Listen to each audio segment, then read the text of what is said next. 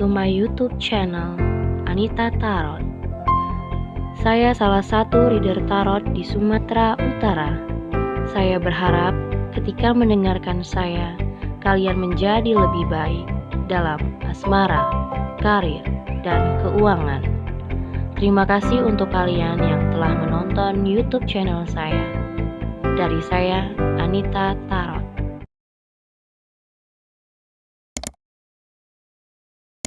Halo guys, ketemu lagi sama aku di channel Anita Tarot, dan kali ini untuk si Virgo ya. Di minggu kedua bulan Juni 2021 seperti biasa, asmara percintaan kalian bisa cocok, bisa enggak, dan energinya bisa kebolak-balik, bisa ini sesuai dengan kamu ataupun tidak. Dan kalau nggak cocok dengan kondisi kamu, gak usah dipaksain. Karena ini general, artinya untuk semua orang si Virgo.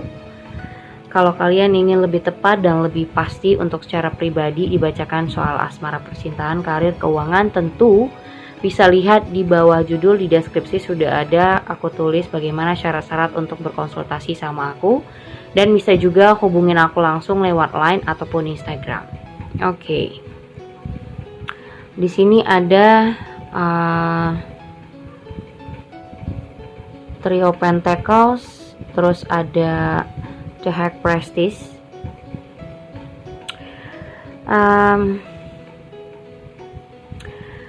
dimana kamu sebenarnya takut ya, kamu takut ada seseorang yang menarik perhatian pasangan kamu ya.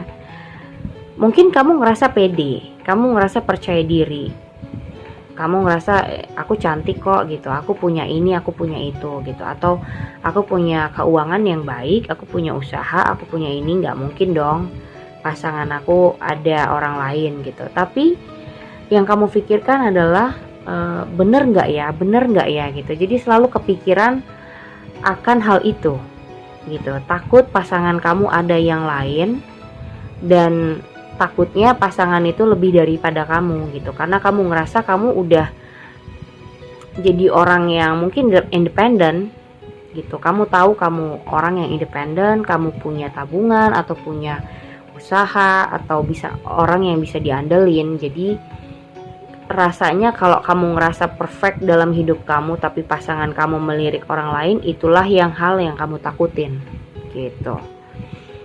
Dan untuk si Virgo di situ ada Nine of Cups sama Ten of Wands. Nah, aku nggak tahu kenapa kalian ini kayak ngerasa tidak sebanding mungkin dengan pasangan, atau pasangan yang merasa tidak sebanding dengan kalian, atau juga ngerasa mereka tidak bisa memberikan apa yang kamu butuhkan gitu. Mereka merasa kamu udah bisa sendiri, tapi seharusnya kan kamu merasa kamu pengennya, contoh misalnya ya pengen dong dibeliin pasangan tas misalnya, tapi pasangan kamu ngerasa kamu udah bisa menghidupi diri sendiri. Nah, ketika mereka ingin membelikan kamu tas, mereka jadi insecure apakah tas itu bernilai buat kamu, atau malah tas itu jadi murahan buat kamu gitu. Ngerti gak sih maksud aku tadi? Ya, jadi kayak mereka ingin mencukupi kamu, tapi takut apa yang mereka berikan itu tidak sebanding dengan apa yang kamu harapkan. Karena kamu ini orangnya independen gitu. Kamu orang yang cukup punya, ya bisa punya andil lah dalam sebuah kehidupan, atau pekerjaan, atau usaha, atau keuangan kamu tuh bisa diandalkan. Nah, ketika mereka ingin mencukupi kamu, takutnya apa yang mereka cukupi itu masih di bawah rata-ratanya kamu gitu, belum jadi apa-apanya, belum jadi apa-apa buat kamu gitu. Mereka pengen apa yang mereka berikan itu wow buat kamu, tapi dalam hati mereka tuh ngerasa nggak yakin aja apa yang bisa mereka kasih itu ternyata bernilai gitu. Padahal sebenarnya kamu bukan tipe orang yang mengejudge, atau bukan tipe orang yang selalu menyepelekan ya gitu kan. Jadi kayak bukan tipe orang yang menyepelekan seseorang, kamu malah menghargai. Tapi mungkin pasangan kamu yang ngerasa minder akan dirinya. Dan di situ ada Seven of Wands. Aku rasa kamu ngelihat pasangan kamu itu kayak jadi apa ya, malah egonya tuh lebih gede daripada perasaannya. Kamu kayak ngerasa dia kok serba egois gitu sama kamu. Mungkin keegoisannya itu naik karena keminderannya dia. Jadi dia nunjukin pride-nya, menunjukkan harga dirinya itu dengan ego. Bukan dengan keuangannya, bukan dengan pekerjaannya, karena dia ngerasa nggak punya apa-apa gitu, atau di bawah rata-rata kamu. Jadi yang cuman bisa dia tinggikan atau yang dia bisa atau yang bisa dia tonjolkan mungkin keegoisannya gitu.